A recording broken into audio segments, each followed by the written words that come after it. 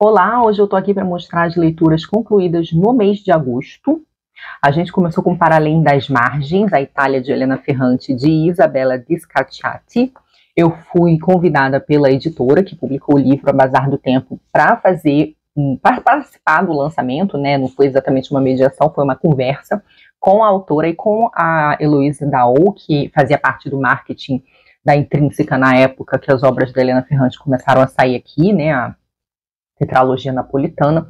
E esse livro é uma delícia, gente. A Isabela tem um perfil no Instagram chamado Clube Ferrante, onde há anos ela vem tratando não só da obra da Elena Ferrante, mas também de questões literárias italianas, um pouco turísticas também. Ela mora em Veneza e trabalha com turismo.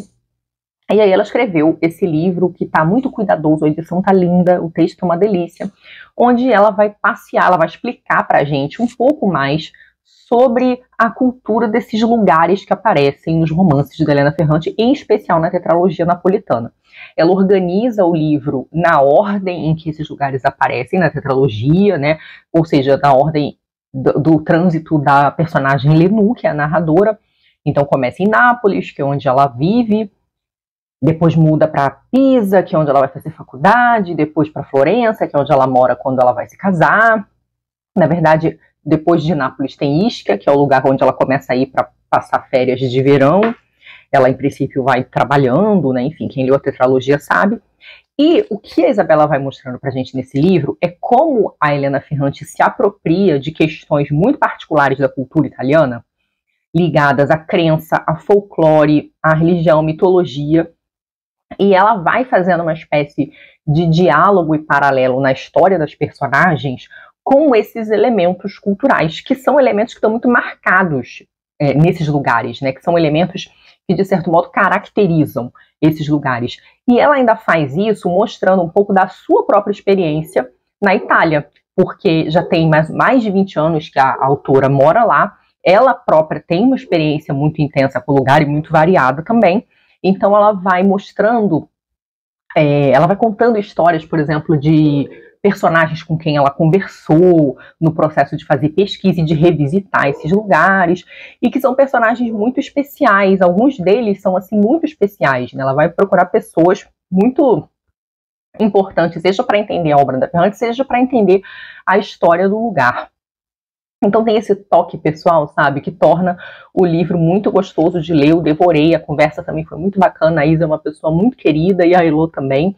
Então eu fiquei muito feliz e ainda tive a oportunidade de rever várias amigas, várias queridas que são apoiadoras aqui do canal, que estavam lá presentes. Então foi assim um dia de muitas alegrias. E esse é um livro que eu recomendo muito, em especial se você é leitor da Elena Ferrante. Eu acho que ele é um livro que serve sim, se você não for leitor da Elena Ferrante, mas ele vai ser especialíssimo se você for, né?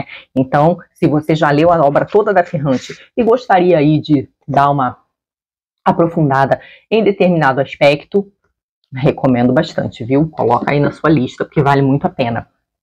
Esse foi um mês que eu li bastante poesia e eu comecei lendo a plaquete da Lilian Sais, que chegou aqui em casa. Eu acredito que tenha sido envio da editora, da Círculo de Poemas. A Lilian é uma poeta sobre quem eu já falei um bocado aqui no canal, né? Tanto o romance que ela publicou, quanto livros de poesia. Eu acho que eu falei de um livro de poesia dela, não sei se eu já falei de mais de um, mas a Lilian já tem aí bem uns 3, é uma autora que publica bastante, uma autora de São Paulo, e que ganhou prêmios, inclusive, né? Prêmios, assim, no plural mesmo. E, bom, Palavra Nenhuma é uma espécie de homenagem poética que ela faz ao pai dela. A Círculo lança muito essas plaquetes em que na verdade é como se fosse um grande poema ou vários poemas que estão ali tratando todos da mesma questão. E a questão aqui é um pouco da herança paterna. Então a Lilian se inspira no falecimento do seu pai para pensar a língua e para pensar certos significados, o seu próprio nome, com base no que essas coisas significavam para o pai dela. Ela começa com poemas que mostram para nós a relação que o pai dela tinha com navios e com uma certa cultura marítima, e como isso também se liga ao seu nome. E aí eu vou ler, então, um poema para vocês terem um gostinho. Meu amigo Leandro me diz que todos os barcos que cumprem sua função são necessariamente ampulhetas por causa dos cascos refletidos no mar. Necessariamente, eu pergunto. Necessariamente, ele responde. E de novo, eu olho para o espelho d'água. Então fica aí a indicação. Eu gosto muito da poesia da Lilian. Acho que é uma poeta contemporânea para se prestar atenção. Esse mês, no clube de leitura aqui com apoiadores, a gente leu uma peça de teatro. E eu, para me preparar, li peças de teatro com as quais a nossa peça principal dialogava. O nosso livro era O que Aconteceu Após Nora Deixar a Casa de Bonecas ou Pilares das Sociedades, que foi publicada pela editora Temporal.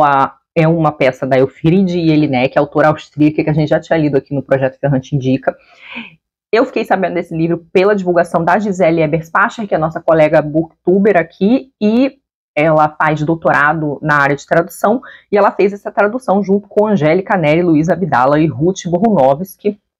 Foi uma peça que é uma peça difícil, assim, Jelinek, ela escreve uns textos que causam uma certa exasperação em nós. Mas a questão é que essa peça, ela retoma duas peças do Henrik Ibsen, autor norueguês, e foi essas leituras de preparação que eu fiz. Então a primeira peça que eu li foi O Casa de Bonecas, que eu tinha aqui em casa, numa dessas ediçõezinhas vintage, que são muito bonitinhas, né, que saíam aí por banca, folha, sei lá o que é.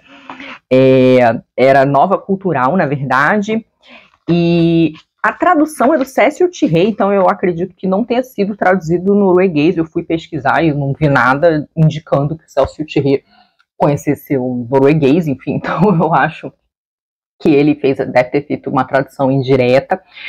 Mas essa era já a edição que eu tinha lido, e O Casa de Bonecas é uma peça, assim, famosérrima, né, no mundo do teatro. O Ibsen é um dramaturgo famosérrimo no mundo do teatro, ele está muito associado ao realismo no teatro, e essa peça vai contar a história de uma mulher, a Nora, que é casada, e que ela é um pouco infantilizada aí por esse seu marido. Ela está ali meio que vivendo a vidinha de dona de casa e de mãe, e o marido trata ela sempre de Cotavia, minha pombinha, chama no diminutivo, ele meio que controla ela, regula, não deixa ela comer doces, então tem essa coisa meio infantilizada e super protegida mesmo.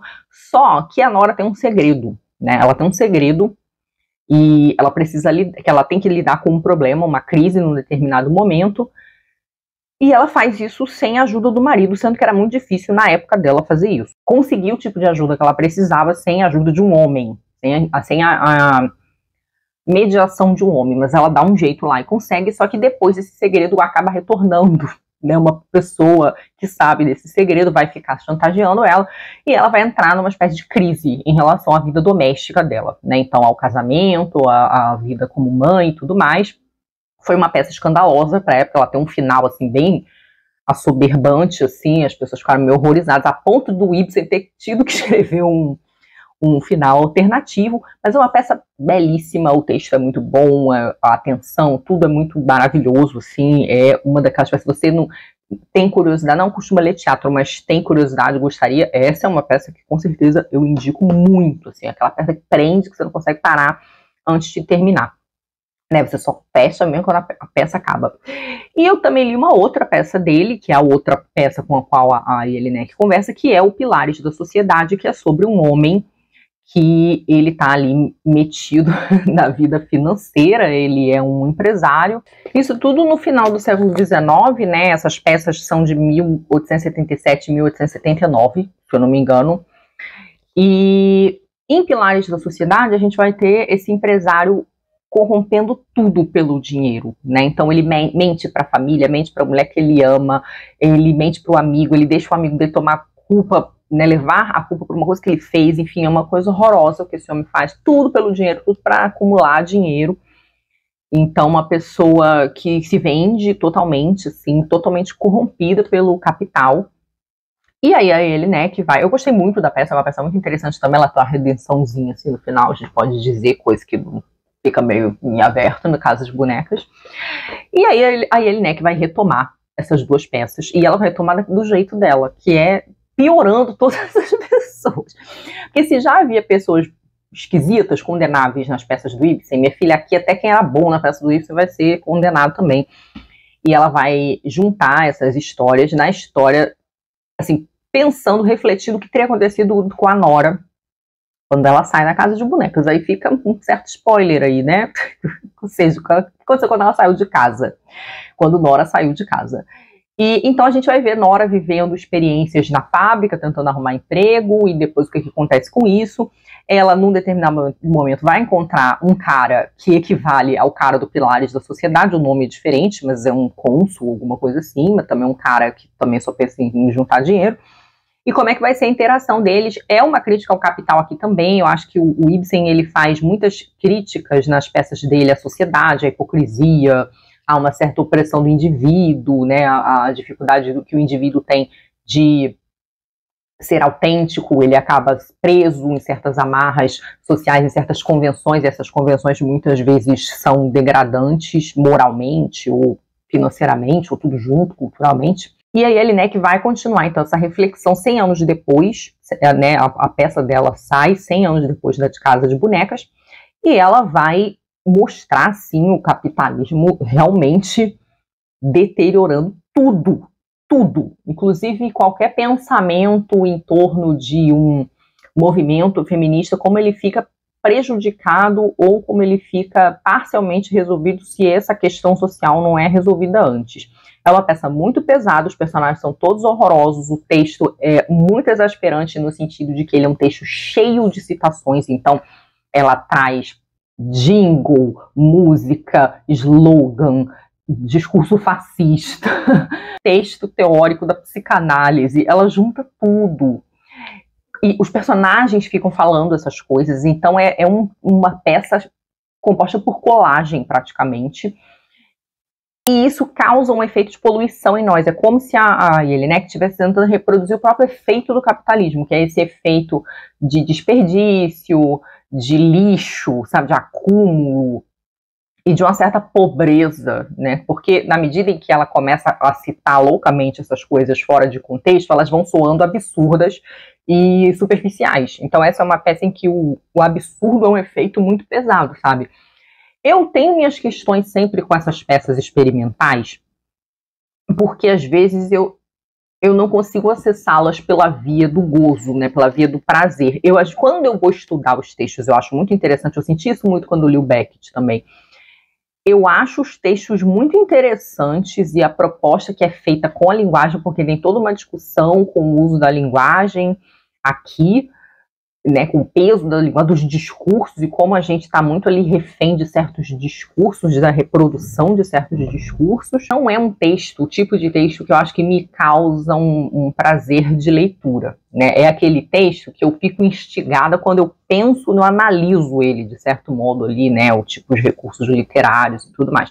Então eu gostei muito de ler, a discussão foi muito interessante, porque teve opiniões bastante divergentes, assim, teve gente que gostou muito da peça, teve gente que se divertiu, porque eu não consegui nem, acho que, me divertir direito. Teve poucos momentos da peça em que eu consegui dar uma risada, mas teve gente que gostou, que achou que riu muito, achou muito irônica. Eu achei uma peça muito pessimista. E assim, tendo lido A Pianista, o outro livro da Jelinek, eu também achei muito pessimista. Então, assim, aqui é uma, assim, não posso falar da literatura dele, né, tendo lido duas coisas só. Mas as duas coisas que eu li me deixaram bem para baixo, assim. Eu achei que é uma visão da sociedade, da cultura bastante pesada, bastante pessimista, mas o trabalho que ela faz com a linguagem, com a construção, é todo muito interessante, mas eu acho que eu ainda prefiro A Pianista a essa peça aqui, se eu tivesse que escolher entre essas duas. Depois eu li um livro de poesia que foi resenhado lá no Instagram, em parceria com o escritor, que é o Guy Melbilac, que é O Deus do Amor Furioso. Esse livro saiu pela editora Toma Aí um Poema, e é um livro onde ele associa o amor, né, o sentimento amoroso, o desejo, o gozo ao divino. Eu gosto muito dessa associação, não é o primeiro livro que eu leio que faz essa associação, acho que quem lê Adélia Prado está acostumado a ver isso, eu também vi isso num livro recente, para o qual eu tive a alegria de escrever o prefácio, que é o Livro do Gozo, da Jéssica Ziegler. Eu acho até que as pessoas me procuram por causa disso, que ela sabe que eu gosto desse assunto. Então ele vai fazer esses pequenos poemas onde ele fica tentando entender o amor, mas também percebendo como é difícil essa compreensão, né? Essa ideia do desejo, do gozo, do eros, que é uma coisa que a Anne Carson fala de maneira muito interessante naquele livro dela, chamado Eros, o Doce Amargo, que é que quando a gente ama ou deseja alguma coisa, a gente cria uma espécie de conhecimento no processo, porque a gente entra num estado de devaneio, sobre a coisa, em que a gente faz planos com o objeto amado, que a gente fica fantasiando futuros, e que isso faz com que a gente aprenda coisas sobre nós mesmos e também sobre o objeto de desejo, porque você volta muito a atenção para aquilo, né? Então, a atenção seria um tipo de amor, e esse amor vai gerando algumas descobertas, mas essas descobertas também partem por uma certa consciência da impossibilidade, né? O desejo, ele reside numa falta, né? O que sustenta o desejo é uma falta. Por exemplo, no poema Ausência 4, ele diz: a saudade é uma balança desregulada onde peso a sua ausência. Então, essa ideia da ausência, do desejo em suspenso ali, esperando a realização, está muito presente. Tem um outro poema que eu gosto muito, né, que traz essa ideia do divino.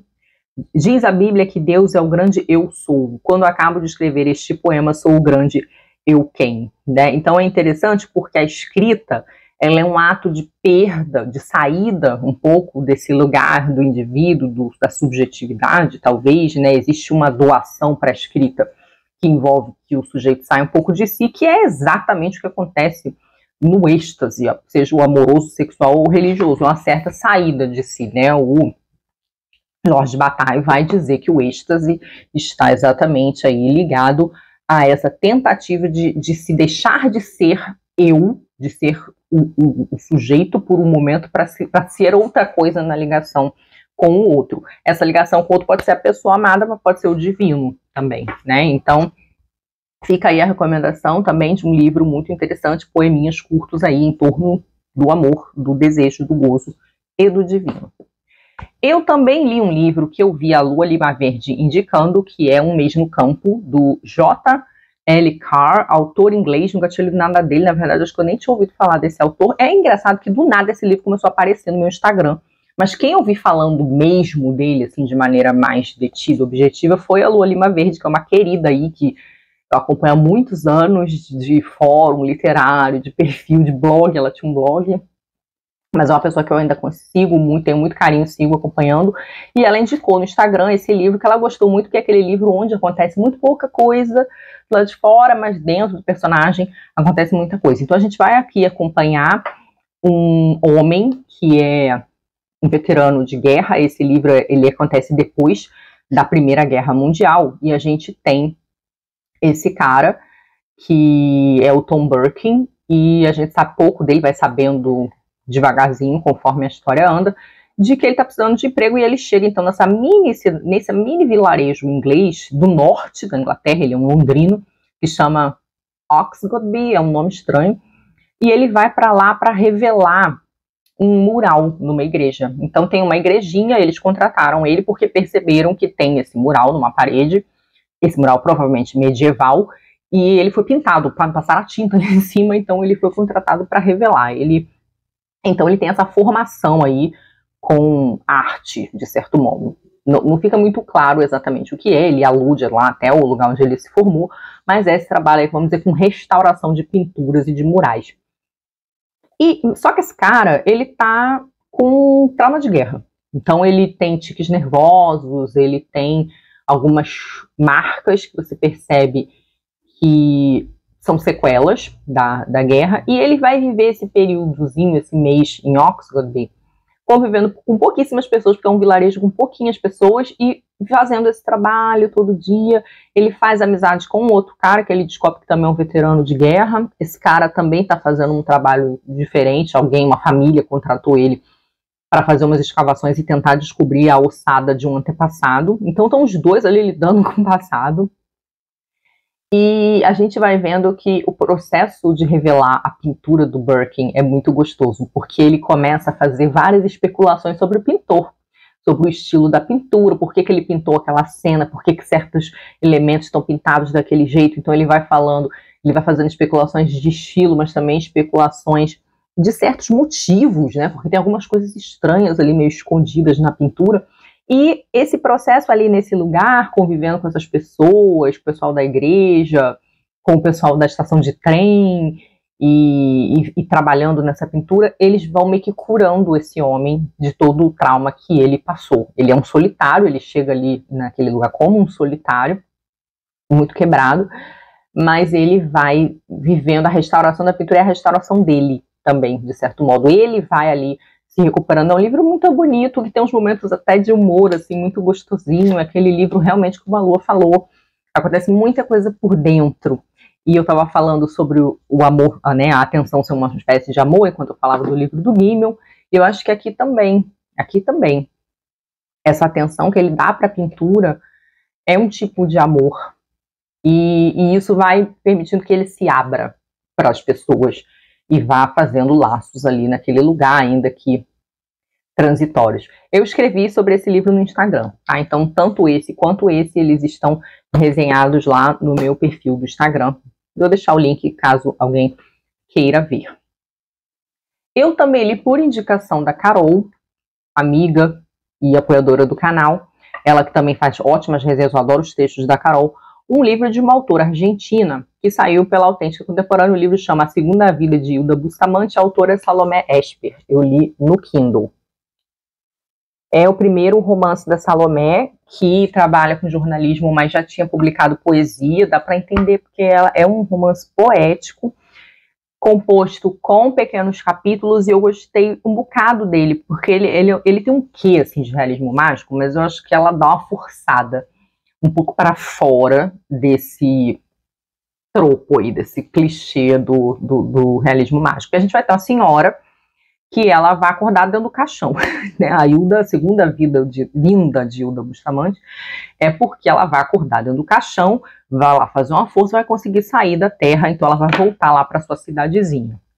Essa cidadezinha não tem nome, e aí ela, né, vai causar um certo alarme nas pessoas. Ela vai tentar não ser muito vista, mas ela vai causar um certo alarme, ela vai causar uns certos fenômenos estranhos na cidade, as pessoas vão ficar todas meio chocadas porque você voltou, ela também não sabe, ela também fica um pouco alarmada, ela não sabe porque é que ela voltou. Mas essa volta vai fazer com que as pessoas precisem rever e repensar certas coisas. Eu fiquei com a impressão, porque ela era uma mulher muito amada, ela não morreu meio que tendo coisas a acertar, sabe? Então eu fico com a impressão de que houve uma segunda chance aí para essas pessoas com quem ela convivia, que é o marido dela. Ela tinha uma netinha adotiva, que ela acaba adotando umas vizinhas que passam por uma situação de violência doméstica, né? Então é uma moça jovem e a sua filhinha, essa filhinha acaba virando a neta adotiva dela, e ela tem umas amigas ótimas, que são as meninas, as devotas, que é um grupo de senhoras que ajuda na igreja. Assim, elas têm um grupo lá, é tipo uma pastoral alternativa, que são essas senhoras que ajudam na igreja, elas são muito amigas. Todo mundo ali tem um segredinho, né, alguma maneira ali de transcender as aparências, convenções sociais. Então é um livro muito gostosinho dessas pessoas tendo que se haver com aquilo que elas sentem a partir dessa volta e o que elas vão fazer com isso. Então é um livro de releitura, né? As pessoas precisam rever os seus atos e repensar e buscar novos significados aí a partir desse retorno, né? Eu também escrevi sobre esse livro no Instagram e eu falei lá que eu tinha a impressão de que a Hilda saía do buraco para chamar atenção para o buraco, né? Então, para o efeito dessa falta, ela é uma figura faltante, porque ela morreu, né? De repente ela aparece e as pessoas têm que se haver com o significado dessa falta, né? A falta da Hilda, quando ela morreu, significa o quê? E me parece que é para isso aí que ela quer chamar a atenção. Eu achei uma bela estreia, não é assim um livro maravilhoso, sensacional, mas é um livro de uma leitura muito gostosinha. Eu acho que ele tem vários momentos muito ternos, ele termina muito terno, não tô evitando spoilers importantes aqui. Ele vai dar uma partidinha no nosso coração, assim, no final. E então eu achei uma estreia bem interessante para uma autora que é relativamente jovem, né? Mas fica aí a recomendação. Por fim, li o livro do nosso clube de leitura de poesia versadas, o Nenhuma Língua é Neutra, da Johnny Brand, uma autora de Trinidad e Tobago, mas que vive no Canadá. É uma autora que é importante já no Canadá, ela é uma teórica, escritora, ensaísta, documentarista, ela está aí muito ligada a uma certa atividade intelectual feminista e ao feminismo negro, embora eu acho que, assim, fora do Canadá e do país dela, ela talvez não seja assim super conhecida, assim, sei lá, ela não é tão mais conhecida como a Audre Lorde, talvez, ou a Angela Davis, ou a Bell Hooks, mas eu acredito que ela faça parte aí desse universo. E ela escreve esse poema que tem muito de autobiográfico, eu diria, porque são poemas longos. Quando eu escolhi esses livros do Clube de Leitura de Poesia, eu tinha várias coisas em mente. Autoras em que eu queria me aprofundar, autoras que eu achava muito desafiadoras e queria, né, aproveitar a oportunidade para ler, para estudar e para discutir com as minhas colegas. E a minha questão com a Dionne Brand é que eu não sou a maior fã de poemas longos. E eu sabia que esse ia ser um livro muito político, porque a Dionne é uma ativista também. Então ela vai tratar muito da questão da diáspora do povo negro, de mulheres, né, lésbicas, de amores lésbicos, e também de uma certa luta por independência. Ela participou na luta na Revolução de Granada, e ela dedica poemas para colegas de luta. E acabou sendo uma experiência maravilhosa. Assim, realmente, eu acho que o poema longo, ele é uma dificuldade para mim, assim, eu tento ficar um pouco confusa e acabar me perdendo um pouco no que o poema tá falando. E assim, gente, poema longo, tem poema aqui de 8 páginas. Então, assim, esse livro de poema longo, não é poema de 2 páginas. E um poema que tem muita enumeração, que tem muito resgate, mas a gente pode dizer aqui que a Dionne, ela vai falar de Trinidad e Tobago, ressaltando suas contrariedades, sua complexidade de um lugar que é ao mesmo tempo que é muito bonito, que tem sua brutalidade, também de como é ser uma mulher negra no Canadá, um lugar que, segundo a autora, resiste em reconhecer que tem seus preconceitos, é um lugar que gosta de se pensar muito multiculturalista, mas que, na verdade, tem sim, ela vai tratar dessas dificuldades no livro dela. Existe um resgate muito grande da ancestralidade, da vida das avós, da vida de mulheres que ela descobre em livros, de mulheres centenárias, que eram ex-escravizadas, para as quais ela vai fazer homenagem lindíssima. É um dos meus poemas favoritos aqui desse livro. Aliás, os meus poemas favoritos desse livro é um que ela dedica para a avó, que é o Ainda Amélia, que é um poema que eu li no Instagram, e o outro é um poema para essa senhora chamada Mami Prater, que foi fotografada depois dos 100 anos, e ela escreve esse poema homenageando essa mulher, não só pela sua resistência e pela sua resiliência, mas criando uma espécie de situação mágica em que essa senhora se torna o sujeito. Ela não é aquela pessoa que foi fotografada por um fotógrafo que teve interesse nela, né? Então ela não foi essa mulher que é um objeto, objeto do interesse de alguém. Ela reescreve a história, e a Dionne Brand está muito ciente, isso é uma coisa que ela fala nos seus textos teóricos, da necessidade das pessoas negras reescreverem a história, e isso passa pela ficção. Ela até diz muito que ela escreve para o futuro, né? Sou uma escritora que escreve para o futuro, pensando numa vida melhor. Então ela vai colocar essa senhora como sujeito, como se ela tivesse planejado essa situação de ser fotografada e logo de estar, de algum modo, acessível para gerações futuras. Eu vou ler esse poema, então, já que eu li o meu outro poema favorito, que é o da avó, da Ainda Amélia, da avó da mãe, né, que eu li lá no Instagram, quem quiser vai lá no Instagram me ver declamando, eu aqui hoje vou ler, então, o poema para Mami Prater, cuja foto está na internet. Se eu me lembrar, vou deixar aqui em algum lugar para vocês verem, porque essa foto está acessível. Na verdade, é mais de uma foto. Então, ela, depois do título Canção de Blues para Mami Prater, ela diz: ao fitar a fotografia de Mami Prater, ex-escravizada, fotografada aos 115 anos de idade. Ela esperou que o século virasse, esperou até que tivesse 115 anos para ser fotografada, para ter sua fotografia e pôr seus olhos nela. Esperou até que a técnica da fotografia estivesse adequadamente desenvolvida, para ter certeza de que a imagem ficaria nítida, ter certeza de que nenhum daguerreótipo rudimentar perderia sua imagem. Perderia suas linhas e, acima de tudo, seus olhos e suas mãos. Ela tinha paciência de 115 anos. Sabia que se tivesse a paciência para não matar um homem branco, eu veria sua fotografia. Ela esperou o tempo que foi necessário para ter sua fotografia e pôr seus olhos nela. Nos 115 anos que ela teve de esperar por essa fotografia, aperfeiçoou sua pose, a esculpiu sobre um ombro de dor, algo como desespero que nunca assim nomeou, pois não teria resistido. Nas lavouras, aquela que lavrou. Nos dias em que foi mula, marcaram seu caminhar a ferro quente por querer e sem querer. Ela esperou, nem sempre em silêncio, nem sempre paciente, por seu retrato. Na hora que ela sentou de vestido preto, colarinho e lenço brancos, os pés tinham virado mármore, o coração lustrado de vermelho e os olhos. Ela esperou 115 anos até que a ciência da fotografia avançasse do estanho e da talbotipia até uma superfície sensível o suficiente para conter seus olhos.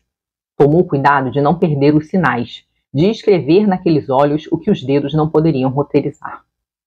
Um pacto de sangue por um século, uma década e mais. Sabia então que seria eu a encontrar sua vontade e seu relato meticuloso, seus olhos, os dias esperando por essa fotografia. Foi o que a manteve sã. Ela planejou tudo, o dia, a luz, o fotógrafo supérfluo, seus seios, suas mãos, esse momento meu, virando as folhas de um livro, observando seus olhos. Então é interessante que se o projeto da Dione é escrever poemas para o futuro, ela reconta, né, ela recria a história da Mami Prater como se ela tivesse planejado essa fotografia para o futuro também. E aí eu tive que me haver com um poema longo, né, já que parte da estética da Dione Brand é ressaltar uma certa invisibilidade vivida pelo povo negro em diáspora, que ela acredita que a maioria dos países para onde essas pessoas vão, quando elas vão buscando melhor situação de vida, esperam que eles assimilem, né, tentam fingir que não são racistas e esperam que essas pessoas assimilem a cultura do país para onde elas estão indo, ou seja, que abandonem certas marcas do lugar de origem.